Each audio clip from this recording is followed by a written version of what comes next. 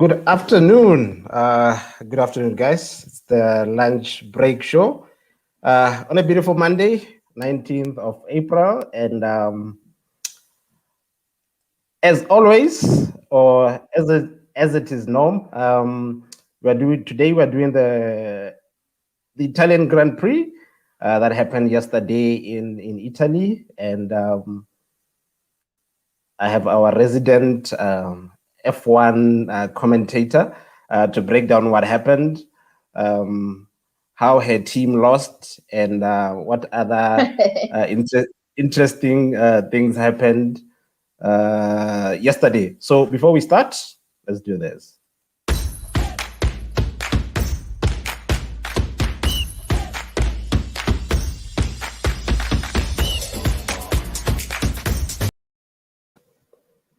Bo, welcome again to the Hello, show. Devang. How are Thank you you? so much. Yeah, I'm very good. It So has we been are short hiatus, but yeah, I'm happy that we are back again for the lunch break show. we are back after, is it 2 weeks? I think it's two Two weeks, two weeks. weeks, 2 weeks. Yeah, Yeah, 2 weeks. yeah. Oh, it's a So week. no, it's 2 weeks. So Okay. today we're just breaking down what happened yesterday, the Emilia Grand Prix in Italy. A lot of things happened. It was chaotic at first. We had the crashes. We had Lewis spinning. We had Bola TV. So it was just all over. Again, welcome to the show, and do share with us maybe a brief of maybe what happened yesterday, how you saw the race, and we'll take it from there. Okay, it was an eventful Grand Prix. Where we saw Max Verstappen emerging victorious after a red flag race. Yeah, and then Lewis Hamilton recovering from a P9 to coming to a P2, finishing at P2. Lando Norris also joining the podium with McLaren at P3. It was quite exciting with a lot of events, with crashes that we saw between Russell and Valtteri Bottas. It was quite exciting, but at the end of the day, we are thankful that Bottas and Russell emerged just okay from their crash. Yeah, I think you mentioned the incident, yeah, Max. I think before we start, let's just clear the air about the incident, yeah, Max and Lewis at the first is the second 10. Some are saying they didn't crash, they didn't touch, but Lewis is saying they did. But when from your overall, having watched the video over again, what happened? Was Max at fault or what? Personally, at first, I wanted to agree with Lewis because I think when we first saw it, when error. Before you continue, we have another guest who's joining in. Mr. Steve, can you hear us? Hello, I can hear you loud and clear. Sorry, there was software issues on my end, but I have navigated. Okay. Thank you for joining us, and welcome to the show. So Thank you. yeah, we were just talking with them. We were talking about the incident between Lewis and Hamilton on the first lap. Look, Some were saying Max was at fault. Some are saying Lewis should have moved a little bit to the side. Just to get your thoughts, what happened and who's at fault? in my opinion, I think Louis was at fault. I think you could clearly see that Max, Max was doing the best he could to control the car, but the uh, Hamilton was just running wild and he couldn't stop for anything. So uh, I think he should have been penalized for like 1 point or something. Those were really bad for Mercedes as a whole too. No. What are your thoughts? No. Actually, at first, we had thought that was Max who was at fault because he's the one who touched Lewis. To me, I would say that they should have been, Lewis should have been. Max is a reckless driver. He's he's aggressive. So whenever he he pushes very hard, which to me, who is the one who touched the other? That was Max Verstappen. He touched Lewis on the side. So in other words, Lewis should have allowed space between Max to allow him to pass. But wheel to wheel allows you to you should allow somebody, your competitor, you should give them space for them to pass through. So Lewis wanted to be aggressive as Max, but Max we all know Max is more aggressive than him on the side. So personally, I feel Lewis should have given him space. Yes, I do agree that Lewis should have given him space, but to me, again, I want to believe that okay. I want to believe that if you can't play the aggression game, why try? Lewis can't be at. Lewis is at fault, not can be. He is at fault. He is a fault. If he can't play the aggression game, don't try. Leave Verstappen to do what Verstappen does better.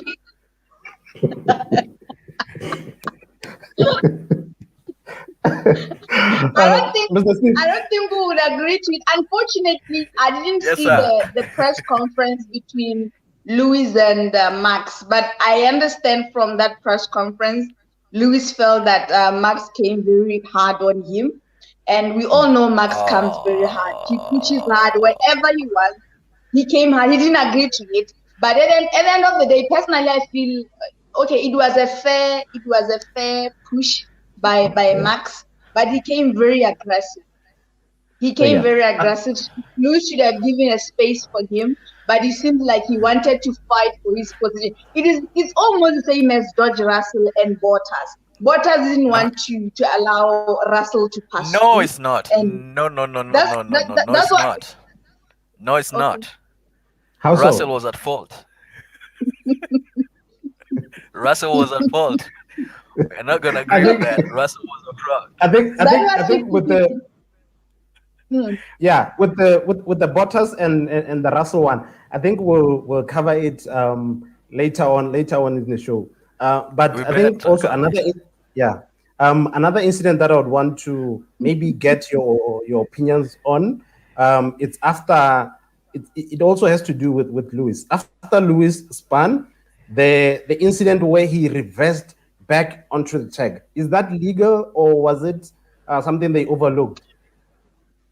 It has been. Oh, okay. Is it my question? It's not. It's not totally illegal. Yeah. It's not totally illegal, but he should have waited for at least some of the cars to rejoin the race before coming in. Come on. So, but then doesn't that warranty a penalty then? You see, it's not a penalty, because if it was somebody else, we will be complaining here. But let's say it wouldn't be fair if it happened to Lewis, same as it wouldn't be fair if it happened to Max too. So on the account of that, we'll go with it wasn't totally illegal.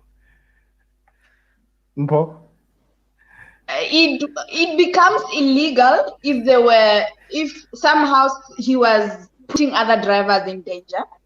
So we should know that at that point he reversed from the gravel. That was 50 seconds. It took 50 seconds to come back to the track, and it was not putting anyone at risk. That makes it legal.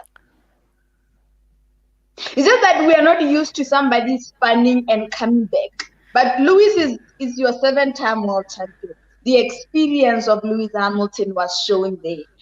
Most of the guys, when they spend, they give up. But Lewis Hamilton do something that is not we are not used to. He comes back to the race. No, people start questioning it. If it was Lance Stroll or it was Max Verstappen, they would have thrown the helmet there and then like give up. But Lewis is not that type of person. He's consistent, he's mature, and that's what he's showing in every race. Every now and then he's doing something and it seems like it's foreign, but it's not foreign. It's something that is there. He's professional. I agree with you on that. He's very professional.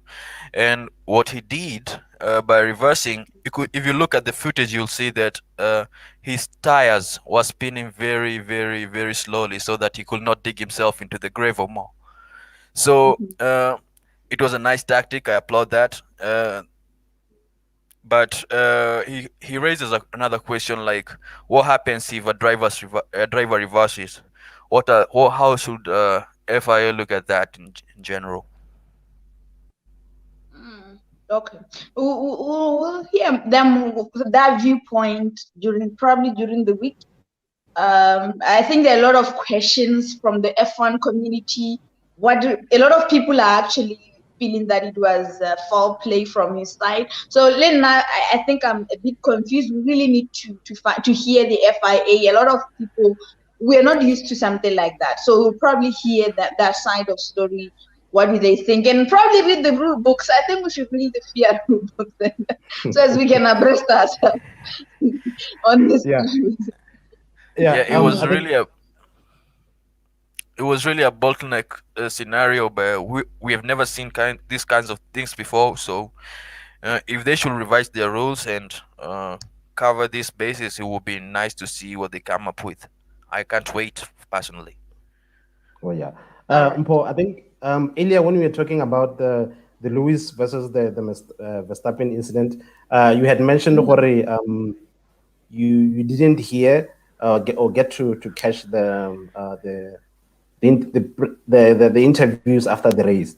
Well, I managed to watch a small glimpse.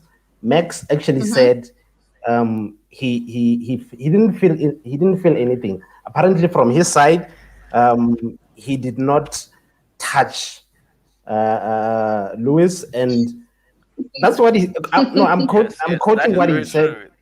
Yeah, that's what he said, and then Lewis went on to say no. We actually touched, and then he said he will review the footage and actually see what happened. But from his side, it feels like he didn't feel that little bump that he had with Lewis.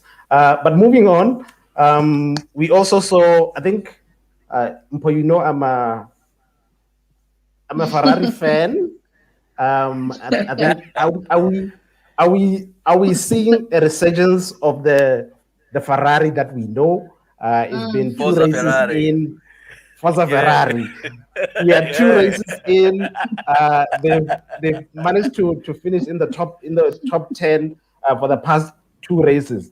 Was Vettel the bad omen? Yeah, the bad omen for Ferrari.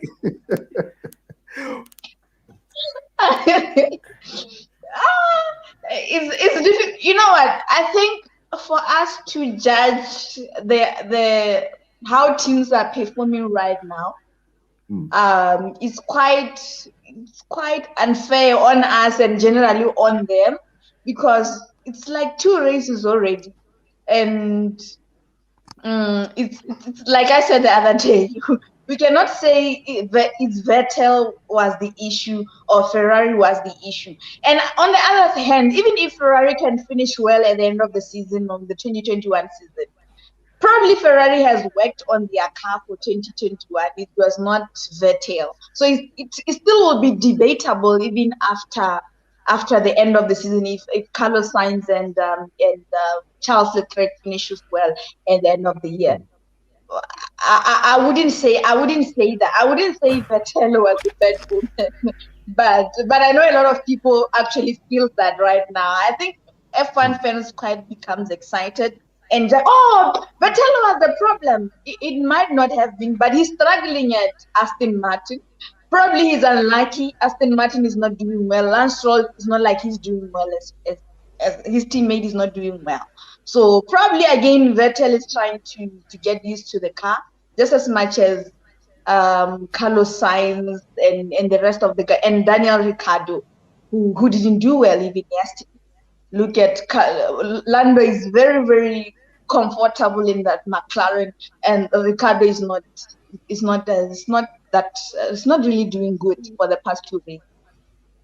Oh yeah, Mr. Steve. I think, I think it was really unlucky for Ferrari yesterday, but from the two races we can see that it's a competition car. It's a competitive car, and if they work out the kinks, maybe they could even go for the constructors titles. It's too early to call the overall champion, but they have a chance. I agree with that. Leclerc is a good driver. He's a careful driver. He's matured enough. I think they have a shot at the title. They have a shot at the constructors championship still. Of course. Oh, okay. And then we also saw, I think it was in a way more of redemption for Lando Norris. We saw what happened during the qualifying rounds. His time being deleted and having to push back now. He was in P4? At the quali. When we started the yeah. Are you talking about the quali or the race? No, when we started the race. He started the race at P7. Is it P7? Yeah. It was a little down further. It was a little further down. It was not 4. It was 7 or 8, somewhere there. So yeah, I'm saying for him getting P3 yesterday was more of redemption after what happened during the qualies. How good was he yesterday? I think for me, I'm unable to decide who the biggest winner was between Hamilton and Lando. I think these two were the real winners in this weekend. Lando had a really emotional roller coaster in the weekend since he was out qualified by was it Hamilton? Can't recall. Yeah. So going from P7 to number 3 and his second podium of his career, it was a really huge thing for him. Hamilton coming from whatever position he came from and P9 to P9 to number 2, it was just it was just awesome. It was just unbelievable. Again, we could blame the car, but also the guy has great skill. We cannot. It's undeniable. It's undeniable at this point. So I really don't know who the real winner of the weekend was. Definitely not Verstappen. It was between Hamilton and Lando. Yeah. Okay. I think we're talking about Lando, right? I'm very happy. I feel Lando has grown so much. He joined in F1 in 2019. This is his 3rd season. So that's what we want to see. I think 2020 he wasn't really getting into the thing, but we can really see so much drive inside of him, passion and commitment that he's showing. But he really wants to come in and compete. And he has a competitive car and he's using it to his advantage. I'm very proud of him. I'm very, very proud of this young lad. He's definitely, we should see growth from you. We shouldn't see the Lando that came in 2019 and Lando in 2021. So generally, I'm very proud of what Lando did over the weekend. Quick question for you guys. What do you think would be the hypothetical scenario if Lando was given a Mercedes instead of Russell? Between Lando and Russell. Now I stand for Russell. I know Lando. I'm not. Lando is Lando in 20. I would actually take Lando in 2020 because right now this is the second race of the season. Remember, Naina, last year, 2020, when the season started, Lando got a podium. You mentioned earlier on that this is his second podium. So I don't know if it's this when the season starts, he has that vibe to do it. So personally, if I were to judge Lando, the Lando that I know, I would stand with Russell. Russell is very talented. Unfortunately, he has not a competitive car in Williams. So even yesterday, we just saw the competition between him and Bottas. He even said Bottas is fighting for a P9, something that I think he was very bitter.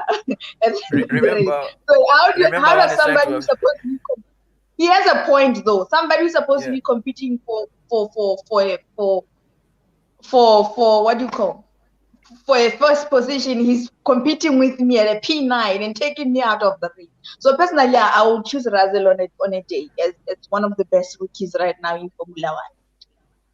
Yeah, I think. But I don't know. Leclerc is not a rookie, so Leclerc is another level. Yeah, I think I would agree with him, Paul. I'd also pick Russell. Looking at how he's performing in the Williams car, it's not that good, but he tends to grind out the results. So I'd definitely go for Russell. Yeah, true. Nice. Now you make a convincing argument, though. Can you tell us what you think? What you're saying? I think for me, Lando is really competitive. Aside from the maybe discipline issues, consistency, but I think with a better car, he would be like in the same top tier as Leclerc. Yeah, I think for me, Lando has always won the heart for me. He's You just really like him. when he's into it, there's no stopping him. There's no stopping him when he's into it. There's a He difference really gives between his all. liking someone. There should be a difference between loving someone and being fair on your judgment. So you should just say, I would love to see Lando You outperforming see, Russell. I think if Lando had the Mercedes, at that time he was stepping in as a reserve driver, or that time Russell was stepping in as a reserve driver. Yeah, he would have 3 podiums by now. Oh. Probably a top one finish. Probably. Yeah. Even Russell could have got a podium, but Russell had unfortunate incident. So you see, so it's not like Russell wouldn't have got a podium. Russell could have even won that race. Probably. From the way it was going at that. Yeah. But he didn't though. He didn't. I think speaking of newbies, we have Mazepin, we have Mick, and then we have Alonso, and then Alonso is not a newbie in a way, and then we have Tsunoda. What has been the overall impression about their performances this far, Mr. Steve? Mazepin, too late, too early to call it right now. I mean, he's just completed his first lap, so that I think that's just something really great for him. Tsunoda is a great driver. He finished in, I think, P9, P12. Yeah. I think in the mid table, I think that's really great. That's really great for Yuki. You said Alonso. Alonso is not a new driver. Alonso just need to be in tune with his car. He's a tried and true champion. He's won it for many teams, so I think it's just a matter of time before Alonso catches up. Just a matter of time. We can't really, although one could argue that he's in for the retirement money, but I don't think so. I think he's in it to win. Next year could be a real great showdown. But I thought he was gonna talk about Mick Schumacher. Oh yeah, Mick. Lots of potential, but we can. Again, it's too early for us to judge about whether Mick is a deserving contender. We can't say I am biased if I was to comment about Nick. I'll be biased because I like his father. But besides that, I really we have to create a really clear demarcation between the father and the son, and also not to put a lot of pressure on the son to outperform the father. His father is a legend, so I think he's dealing under a lot of pressure. He doesn't have the best car on the grid, but I'm really looking forward to see how he progresses in his career. Okay. All right. Let me talk about Mazepin. So far, Mazepin is it's very difficult to. I don't like to judge people, especially. I would want to make an informed judgment at least after 5 races, and then a lot of people already. I think when he came in.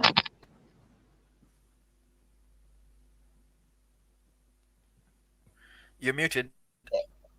You're muted, Mpo. Yeah, that's good. Can you hear me? Yes. Yeah, I was saying already when he came in, people were judging him based on the things that he's doing outside, and it's very difficult for us to make a judgment right now. But the spins and whatever that he has been doing, the spans on the practice sessions and everything, they are quite too much now. I was thinking at least in Imola, we're going to see much more difference on his side. But unfortunately, I'm happy that he managed to finish the race yesterday. Yeah, that's am I right? Am I correct? Yes, that's a big achievement for him. Because even with the Haas is not a competitive car. Those guys are always at the back. So when you finish the race, that's the most important thing for me on their side. That's a win for them. Let's talk about Mick Schumacher. Mick Schumacher he's okay. He's okay, but I hope that he pushes more. But like he has said, a lot of people are judging him, or they're already looking at him and expecting. They want to see his father. Right now he's even using his father's initials, which he used when he was a racing driver, MSC. So a lot of people, when they see that name, they're like, "Wow, Michael Schumacher is back." So that's what people are expecting from him. But I want him to enjoy his rookie year, not to judge himself based on what his father had achieved. True. That's the most important thing. True. Yeah, the other person should be Tsunoda. Tsunoda is doing well, but I'm not happy with his behavior this weekend. I wasn't happy at all. I know he had mentioned that he likes to swear, but his attitude was very bad. I don't like his behavior, to be honest. He's a true competitor. No, he's passionate. He's passionate. Tsunoda is so young. Like already he has somebody who has raced he's 20 years. Kimi Räikkönen has raced for 20 years in Formula 1. He should know, or in as much as these guys are competitors, he should know what Lewis Hamilton is not his age mate. Giovinazzi is not his age mate. Just as Russell's behavior towards Bottas, I wasn't happy. They need to know that these guys are experienced than them. They should be respectful. So generally, but obviously they can't be respectful on the game, but the language, they should watch their language. I wasn't happy with Tsunoda's behavior. Tsunoda is the seasoning in F1. He's a seasoning in F1. I mean, when you put some food, you add some salt, you add some spices. Tsunoda is spice. Tsunoda is the spice. I think he's challenging everything. He's Japanese. He's a Japanese ancestry, so they're used to challenging everything. So I think he's really vital if we are going to enjoy Formula One in the coming years. Yeah. And then I think going on to the George Russell and the Bottas incident, I've watched different angles. I don't know. Maybe you guys can break it down as to what happened there. Who was supposed to do what and who didn't. Personally, I think it was an equal blame. It was a racing incident. That's why even the steward called it that way. They called it a racing incident, no one was given or no one was blamed for it at the end of the day. But Russell seemed to think that Bottas was wrong. Bottas was wrong. As much as I agree on his point where Bottas didn't want to, he was just fighting like any other driver would fight. He wasn't, the only problem that he wasn't committing to the lane, sorry, which caused whatever happened. But at the end of the day, Russell is the one who touched the what do you call the grass and ultimately crashed on Bottas. So he is at wrong, but there was enough space for him to have actually moved away and not crashed on. Yeah, I think you're right on that. Both drivers have fault, but Russell specifically should have given way. I think it was the inexperience talking at that moment, and he should have waited just a second. He would probably be in the top half of the race, but he wanted, like someone said, he wanted to get into Bottas' seat real quick before his time come. That I agree with you. Yeah, so I think the competition is very unhealthy. Can you hear me? Yeah, we can. Yes, we can. Can you hear me? Yeah. So I think so Russell still has a lot of maturing to do. You could see that even after the race, he was blaming Bottas for the whole incident and hardly taking any responsibility himself. So I think if he learns some of the skills that these pro drivers that have, Mercedes. Till then, Mercedes wouldn't be a great fit for him, because Mercedes is all about taking responsibility and becoming a better driver. That's my take. But he actually took he later retracted his stand. I think so. I think I saw an article earlier on, around later on before we started the show, where he was actually saying he actually saw the footage later on, and he takes part responsibility to the racing incident that happened between him and Valtteri. Oh, okay. Yeah. Under duress, though. Under duress, he was under duress. But you're right. You're quite right. You're quite right. On Bottas' side. Everyone was so on Bottas' side. He had no option but to just concede to everyone's wishes. But yeah, probably we might say we accept his apology. Probably half-hearted apology, though. Yeah, especially that he wasn't. Hello. Yeah, can hear you. We can hear you. We can hear you.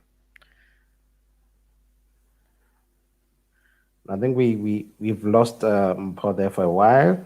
We can wait for her to reconnect. But Mr. Steve, looking at Lewis. Oh, you're back, Paul? Yes, I'm back. Oh yeah. Okay. I think I was saying. Hello. I'll continue. Yeah, continue. Yeah, okay. Yes, I was saying, especially because Russell was. He actually, I think Bottas is the kind of guy who's reserved, and the way he actually, punching his helmet, throwing all those tantrums, he was very wrong. And we all know, a lot of people actually, Bottas is not people's favorite for the fact that he's driving a Mercedes and he's not taking Hamilton like Nico Rosberg. So obviously people would be biased in their opinion, and we all know how Bottas would react. Bottas didn't react like a child. He just kept quiet, and even on his Facebook and social media handles, He just took it like any other racing incident. Yeah. But after this, I think Mercedes, the way the Mercedes boss reacted to it, he was very, very angry at Russell. Okay. So Russell is part of their academy, so it might actually work against him. If they were actually looking at taking him on the seat next year, they might actually take steps back. So he should be very careful. As much as he wants to put down Bottas, he can actually work against him in the same at the same time. Absolutely. Yeah. I think having watched Lewis spin in lap 31 and watching that recovery run from him from P9 up to P2, do we? I think at times I don't give him as much credit as he deserves. Are we saying, or no? Like usually I me and Always. Hamilton Hangi. Say always. No, not all. No, not always. Sometimes. Don't say it. Yeah, don't say it. No, sometimes. But I think I was quite impressed with him. His recovery drive from P9 to P2, the way he was doing it. I think that for me was experience. That was Hamilton showcasing his experience, the never die attitude that we usually hear from him. That was beautiful to watch, and I would say that was the one of the highlights of the race yesterday. So can we are we Mr. Steve? I heard that you I heard that you are anti Lewis, so I'd want to get your thoughts. I wouldn't say anti. Anti is a really huge word. I'd say I question whether is Lewis is a really real talent. I know it might sound cliche, but I question whether it's really Lewis or was it the car? Because for me, in that incident, I think Lewis was saved by the red flag. Yeah. So for That's me, another it was really yeah. And if it was someone else in a different car, and then the red flag came up, I think they would probably have managed to do almost to accomplish almost quite the same feat. So while it was interesting to watch, while it was really awesome to see, I really have my reservations on that one. I'm very sorry. But I think maybe you can jump in there. So I don't know. I give up. I think the Lewis anti-Lewis brigade that hate Hamilton, they always have a reason. They always have a reason. We always support Lewis. No, you don't. We always they always have a reason, to say. I told Taban the other day, you were not in, Steve. I told Taban the other day, we are actually choosing. I told Hamilton as driver of the day, I think in Bahrain, and he actually came up with a whole lot of reasons why Lewis can be the driver of the day. But when is the other driver? When is Perez? I was telling him Perez was chosen as the driver of the day. But we should know what it is. Everybody can recover and come to win the race. It's not something new. So you cannot, if you're going to judge Lewis on that, it's very unfair to actually say he was saved by a red flag. This is not the first time Lewis recovers from without a red flag. Remember in Turkey, how did he recover from, and he was in the wet, and to come to win the race? Coming from, I can't remember what position that was, but Lewis is Lewis.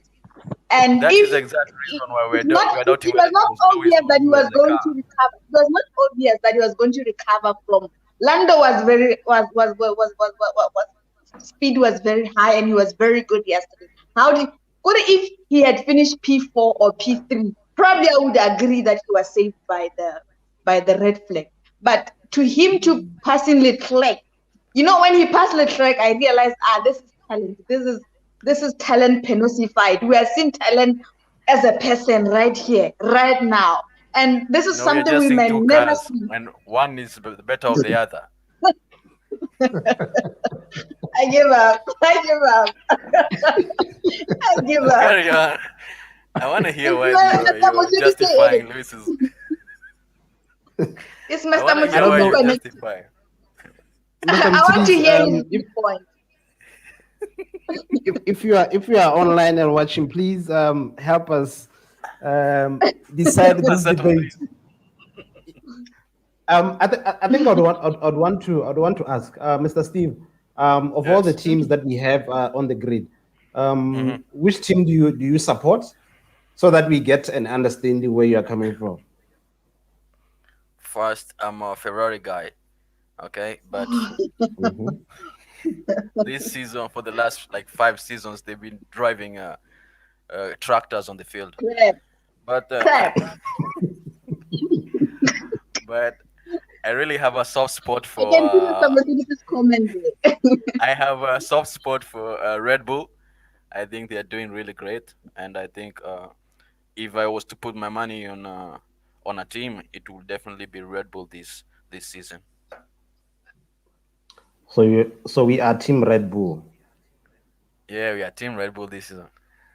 Okay. There's a comment that came in from Mr. Mercedes, which reads, Steve, remember in Germany 2018 where Lewis was P13 and came to win the race? Short story, Lewis is talented.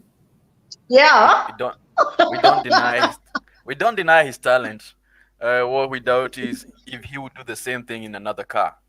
We don't deny his talent. Everyone is talented on that. He has done that before. But you see, when Nico was around, this would be a totally different debate. Okay? No. But because they were equally talented and they were in the best of cars, and they all had the same aggression and the need to win and the hunger to get championships. But right now you have to really question. Mercedes has been dominant for the 7 years. I don't think at that point we just really can't assume it's the driver, or we can't always get the credit to the driver. We also have to give the credit to the whole team. And Lewis has a great team behind him, and I think most of his success will be attributed to the hard work of this team, not Lewis alone. Everyone is talented. Again, everyone is talented on that grid. But Lewis is good. We don't deny that. But the car question, that will be the biggest. That would be the biggest question of his career. That would be the biggest question mark. Was it Lewis or was it the car? Was it Mercedes or was it Lewis? Yeah. Oh yeah. There's a bit of noise coming on my end. But I think I think maybe in closing, can we get from you, Mr. Okay, continue. She wants to respond. No. I can't wait. I feel this is Tabang's kind of response. The way Steve responded, this is Tabang's usual response. And that is what I disagree with. I disagree highly with the fact that it's just take it yesterday. Just yesterday. I think it was lap 31, or I can't remember, where Lewis was leading after. There was one time, I can't remember, Max Verstappen has led the race throughout, but there was a point before Lewis spun where he led the race because after the pit, whatever. But the pit crew, Mercedes, were actually being very, very slow, and Lewis had to lose his position back to P2 before he spun. If you remember very well, if you have watched the whole the laps. You should agree with me on that one. And the same applies to Max Verstappen. Max has a great team behind him that is doing very well, and this year they have a more superior car than the rest of the guys. So generally, I think no, on the car, the car is true. I think I think there's Mercedes propaganda though. No, it's not propaganda. It's the Max's truth. car is good, but it's not. Is it really good enough to match Mercedes? Yes, but it's not good enough. It's much more faster. Yeah. You should listen to Lewis. Even Max admitted to it, and I know you would disagree to it because you love Red Bull. But the fact of the matter is, Red Bull is much more faster than Mercedes. But you see, that's what happens when you put a talented driver, a really gifted driver, in a really good car. They tend to win. They tend to win championships, and I think that's the story of Hamilton in my case. I think if you put Verstappen in the same car as Lewis, I think he would have won like 3 championships by now. He's got the hunger like Lewis does. He's got the aggression, and yeah, he's really gifted. He makes a lot of mistakes, but he makes up for it with the passion and commitment to win. So we cannot really doubt the question of having a better car. I think it's a really great contributor. How many years has Verstappen been in F1? I don't know. Many. 7. In a bad car. 7 years, and having a competitive car. No, it does. It does. Let me tell you something. Let's talk about Sebastian Vettel, the real Seb, not the Seb that we see today. Seb and Lewis, despite, Lewis, and you are mentioning that, you keep saying it's the car because you're saying Lewis is having a competitive car, the best car, which I'm not disputing, which I do agree to. But Lewis is not, he hasn't won his first championship. If he had won his first championship with the Mercedes, I would definitely have probably agree with you. But Lewis has won from like his rookie year, from 2007 till now. He has been doing very well. If he loses a championship, he would be very few points behind the leader from his rookie years. And this is the Max Verstappen 7th year. He should have done something much better. And every year we are hearing Max Verstappen is good than Lewis. Max Verstappen, how many years now? 7 years, no championship, no nothing. But in 7 years, how many championships has he won? No, I think this debate will not end. It will never end. It is the classic scenario of a chicken and the egg. Who came first? We don't know. So I think maybe in wrapping up, I would want to get your driver of the day. Lewis Hamilton. Lewis Hamilton from P9, from the spanning, from him coming from the qualifying. He was from pole, right? He started the race from pole, and he lost it to Max, which I felt wasn't fair, but he got it. Yeah, it was fairly. I do agree. Yeah, you won that. He got it, and then he lost that position from him standing in the gravel for 50 seconds and having to come down from the red flag, passing 8 drivers who were very fast, who were determined to even win the race. Lando, Norris, Charles Leclerc, and everyone of the day. Lewis Hamilton takes the driver of the day. I'm very disappointed in Checo. I had hoped that would actually give us a competition on Sunday, probably even winning this race than Max. Yeah, so. Mr. Steve, your driver of the day. My driver of the day first I would like to give credit to Lewis. I think he really made a great comeback. But for me, the driver of the day, based on the overall race, the whole weekend, the entire weekend, the one who gave us the most exciting moments will be Lando.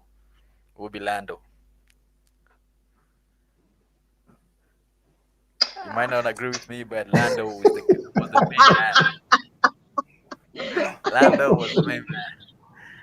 Take no hostages there. Lando was the main man. I think you are biased. You actually don't like Lewis, so it's of course that's what you're gonna say. I just give him credit. He's the driver of the day, and people will never choose him the driver of the day because they don't like him. Whatever you do, he will never be the driver of the day. If it was someone else, if it was not Lewis, if it was Perez or Max or anyone else coming from P9 to P2, they would be driver of the day despite what Lando did. What did Lando do? Mpo, today I think you found an ally. I don't know how to. Lando had the worst weekend. Lando had the worst weekend and made it a super nice thing to watch. So yeah, it's undeniable. It's undeniable at this point. It's undeniable. You didn't give a reason. Lando was really great. Whether you agree with me, you didn't give a reason. We can all agree on the fact you didn't give a reason for him. Greater than Lewis. He was just great. Nothing, no reason behind that. Mpo, take the small win and leave it like that. I'd go with Hamilton as the driver of the day. God. So it's hey, man. It's 3 against I thought we were on the same against side. 1. Yes, yeah. No, I'm not. I'm just giving credit. No. I'm just giving credit where it's due. And for me, I felt Lewis deserved it on the day. Oh, of course. So, guys, in closing, Mr. Steve, I think let's just say thank you for joining us. You've been a very interactive guest. Your thoughts have been very much appreciated. And we hope to have you back again as we review the upcoming races. And thank you for joining us all the way from Kenya. You're welcome. Thank you for hosting me. Thank you. It was really It was really short. Thank you for hosting me. Thank you, guys. All right, Bob. Thank you so much, Tawan, for having me once again this weekend.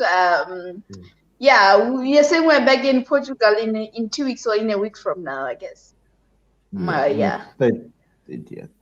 Mr. Steve, can we kindly request that maybe you become part of the show as and when you're available, and then we can do this. It was quite interesting because usually it's only me and Mpo.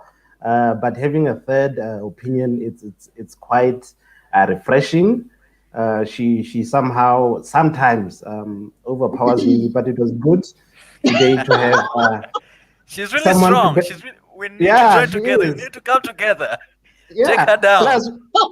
Plus we are Team Red Bull and Team Ferrari. Yes, so I think that would work for us. Mr. Mosidisi will help me on the side. It will be a great honor. It will be a great honor. It will be a really great honor to fight alongside you, Tabang. That would be really nice. Guys, thank you for those that are watching. That concludes our first session of the week, the lunch break show, where we were talking the Emilia Grand Prix that took place this past weekend in Italy. So until we meet again, signing out. Take care, guys. Bye.